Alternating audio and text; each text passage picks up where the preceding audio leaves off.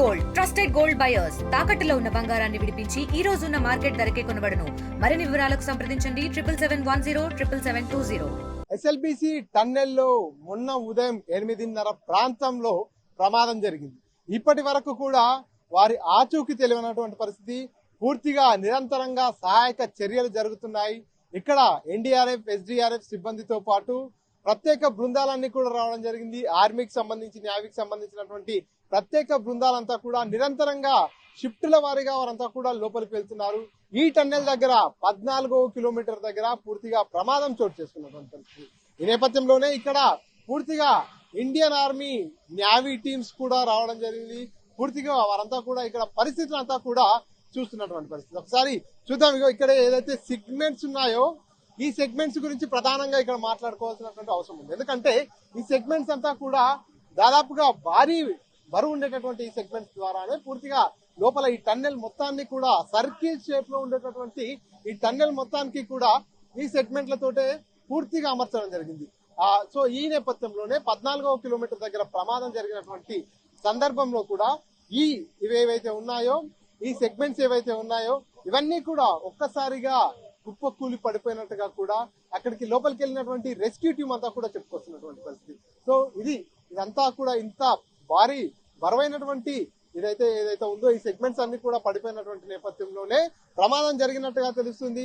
పూర్తిగా లోపల ఏదైతే టన్నెల్ నిర్మాణం అంతా కూడా సర్కిల్ షేప్ లో నిర్మాణం జరుగుతున్నటువంటి పరిస్థితి. ఈ నేపథ్యంలోనే అక్కడ లోపల ఏదైతే పూర్తిగా టన్నెల్ కి సంబంధించినటువంటి బోరింగ్ మిషన్ పూర్తిగా తవ్వకాలు జరుపుతుంది.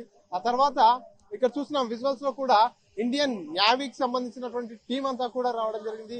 వీరంతా కూడా సహాయక చర్యల్లో పాల్గొంటున్నటువంటి సిచ్యువేషన్. సో మొత్తానికి ఇప్పటి వరకు ఇండియన్ ఆర్మీ కావచ్చు, నేవీ కావచ్చు, టీమ్స్ అన్ని వస్తున్నాయి. లోపల చిక్కుకుపోయిన వారికి సంబంధించినటువంటి ఆచూకీని తెలుసుకునేందుకు ప్రయత్నాలని ముమ్మరం చేస్తున్నటువంటి పరిస్థితి. కానీ ఇప్పటి వరకు ఎవరికి సంబంధించినటువంటి ఆచూకీ కూడా దొరకలేనటువంటి పరిస్థితి. ఇండియన్ నేవీకి సంబంధించినటువంటి టీం, అదేవిధంగా ఆర్మీకి సంబంధించినటువంటి టీం వారంతా కూడా ఇక్కడ ప్రత్యక్షంగా ఇక్కడికి వచ్చేసి 14వ కిలోమీటర్ దగ్గర ప్రమాదం ఎక్కడైతే జరిగిందో అక్కడికి వెళ్తున్నారు. ప్రమాదం జరిగినటువంటి ప్రాంతం లోపల ఇరుక్కుపోయినటువంటి 8 మందికి సంబంధించి ఆచూకీ తెలుసుకునేటటువంటి ప్రయత్నం చేస్తున్నారు.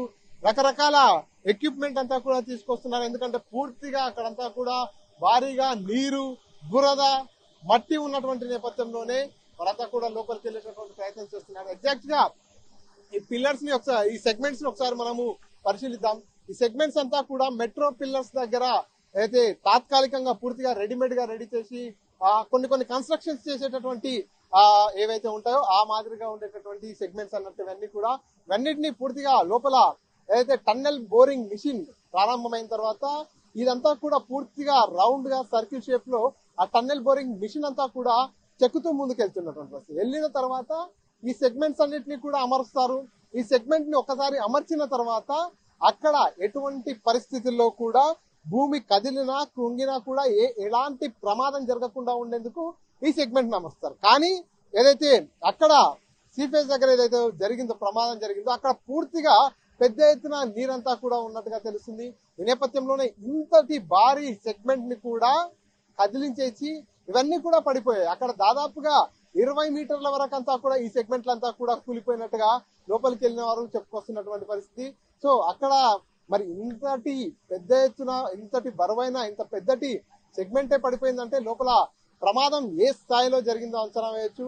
అక్కడ ఏదైతే నీరు ఎక్కువ స్థాయిలో అక్కడ స్టోరేజ్ అయి ఉన్నటువంటి నేపథ్యంలో ఈ సెగ్మెంట్స్ కు పై భాగాన నీరు ఉన్నటువంటి నేపథ్యంలోనే అక్కడ పడిపోయిన సందర్భంలో ఒక్కసారిగా నీరంతా కూడా పడిపోతున్నటువంటి సందర్భంలో మొదట ఒక్క సెగ్మెంట్ కదలడం జరిగింది. భారీ శబ్దాలు వస్తూ ఒక సెగ్మెంట్ కదిలి పడిపోతున్నటువంటి సందర్భంలో లోపల 42 మంది కార్మికులు పనిచేస్తున్నటువంటి నేపథ్యంలో అలర్ట్ అయిన వారంతా కూడా సెగ్మెంట్ పడిపోతున్నటువంటి సందర్భంలో బయటికి రావడం జరిగింది. మిగతా వారంతా కూడా వెనకాల వైపు ఉన్నటువంటి పరిస్థితి. సో ఇక్కడికి ఘటనా స్థలానికి మంత్రి ఉత్తమ్ కుమార్ రెడ్డి కూడా రావడం జరిగింది. కాంగ్రెస్ సీనియర్ నాయకులు జానారెడ్డి కూడా రావడం జరిగింది. చూస్తున్నాం విజువల్స్ లో కోమటిరెడ్డి పూర్తిగా పరిశీలిస్తున్నటువంటి దృశ్యాలు చూస్తున్నాం.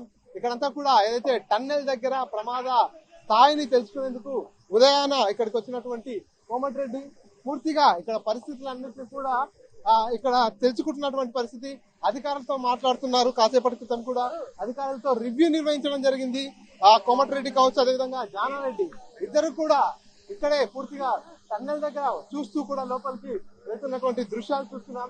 సో స్థానిక ఎమ్మెల్యే వంశీకృష్ణ, అదేవిధంగా పూర్తిగా జానారెడ్డి కావచ్చు, మొత్తం నిన్నటి వరకు కూడా మంత్రులు ఉత్తమ్ కుమార్ రెడ్డి, అదేవిధంగా మంత్రులు ఉత్తమ్ కుమార్ రెడ్డి కావచ్చు, అదేవిధంగా వారంతా కూడా వచ్చినటువంటి ఈ నేపథ్యంలోనే ఇప్పుడు ఏదైతే కోమటిరెడ్డి గారు కూడా ఇక్కడ పూర్తిగా దగ్గరుండి పర్యవేక్షిస్తున్నటువంటి పరిస్థితి. టన్నెల్ లోపలికి వెళ్లే ప్రయత్నం కూడా చేస్తున్నారు, చూస్తున్నాం. కోమటిరెడ్డి గారు, అదేవిధంగా జానారెడ్డి గారు వారంతా కూడా టన్నెల్ లోపలికి వెళ్తున్నటువంటి దృశ్యాలు చూస్తున్నాం.